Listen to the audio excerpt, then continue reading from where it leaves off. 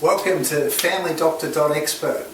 Today we're going to talk about low iron. So low iron is something that we see very commonly in general practice. Now high risk groups are women, particularly if they're pregnant or they're lactating, if they're having heavy periods, if they're vegetarians. We see it in some kids and some toddlers is the other group that we see it quite commonly in. But anyone that's losing blood regularly, like someone who's giving lots of blood donations or someone who's having heavy nosebleeds, they can become iron deficient. Now iron deficiency, like all these things, has got levels, so you can just be a little bit depleted in iron, you can be actually deficient, or you can have what we call iron deficiency anemia. So this anemia means that your bone marrow doesn't have enough iron to make your red blood cells, which you need to take the oxygen all around your body. So sometimes the low iron just gets picked up on a blood test, but the sorts of symptoms people have, sometimes they look pale, sometimes they're breathless, people come in tired, fatigued, very common. There's some weird symptoms you can get with low iron. Some people can get very strange food cravings actually for things like dirt or ice, although I must admit I've never seen that, but apparently this is a possibility. Another thing that we do see is loss of appetite, restless legs, and so these are the sort of common presentations that we'll see. Kids have different presentation. They may have behavioural problems, they might be getting lots of infections, they might be tired, breathless, so any of those things. So the other group that sort of have iron deficiency problems is anyone who's growing. So we sometimes see it in adolescence, and of course women who are breastfeeding or pregnant are needing a lot of iron as they grow the baby. So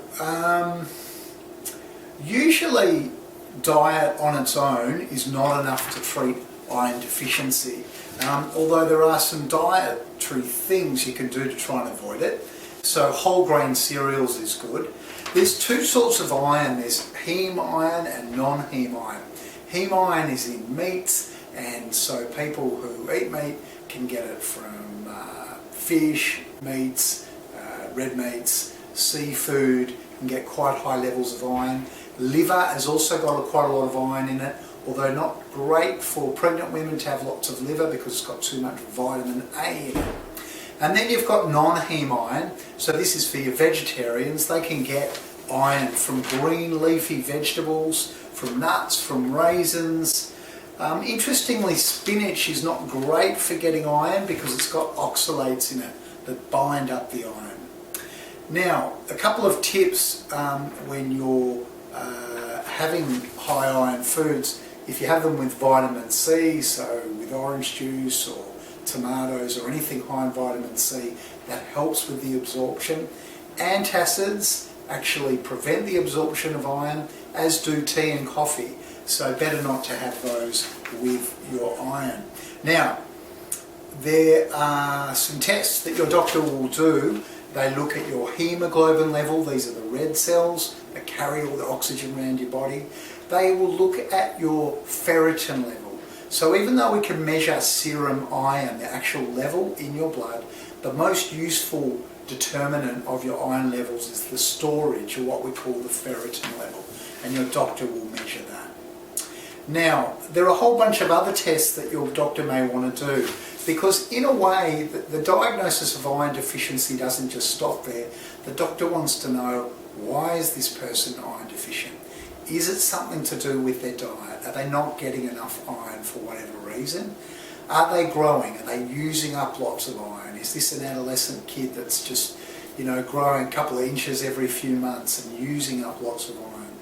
Importantly, are they losing iron somewhere? And the big thing that we're concerned about as doctors is, could they be losing it from their bowel? They might have a bleeding peptic ulcer, stomach ulcer that they're not aware of, or a polyp in the bowel, or even a bowel cancer. And so your doctor may well want to do some further investigations and refer you for a gastroscopy or a colonoscopy if they're not clear where the blood's coming from. In women, a very common cause is heavy periods, and the doctor will be wondering why. Is it due to fibroids? Fibroids is an overgrowth of the uterine muscle and is a very common cause of heavy bleeding that we see. So your doctor may want to do a pelvic ultrasound to see if maybe that's why the person is losing their iron.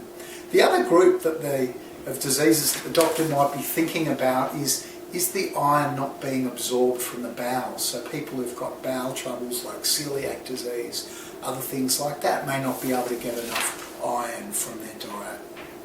Now, it's very, very important not to self-manage your own iron. And the reason for that is that quite a lot of people, maybe 1 in 300 people, have got a disease called hemochromatosis. This disease, a lot of people don't know they've got, but actually their iron stores are too high. So you may think, oh, I'm a bit tired, maybe I'm iron deficient, I'll go along to my pharmacy, I don't need a prescription and just take a bit of extra iron. Not a good idea. Iron can be very dangerous, it can be toxic if you have too much. Also, if you've got some iron tablets at home, very important to lock them up where kids can't get to them, because an overdose in iron can be very serious and even fatal, unfortunately. So if a kid has found the iron and taken an overdose, you need to ring the Poisons Information Line straight away. So I strongly emphasise that you don't self-manage your iron levels. Now, iron supplements are available. The doctor can write it as a prescription, or they are available over the counter. They've got common side effects. I mean, one of the most annoying things with iron is people say they feel constipated. So very often suggest a high fibre diet or even a stool softener when people are taking the iron. The other thing is it will make your stool look black very often. This is normal and not dangerous, but gives people a bit of a shock. Nausea and vomiting is another problem. So when you're taking an iron tablet, ideally you want to take it without food, but some people will find that too agitating for their stomach, but it is absorbed better. So see how you go with that. Take it with vitamin C or with a glass of orange juice, not with antacids, not with tea and coffee. And you're probably going to need to take it for weeks to months to get your iron level up. It's not sort of a quick fix, it usually takes a while.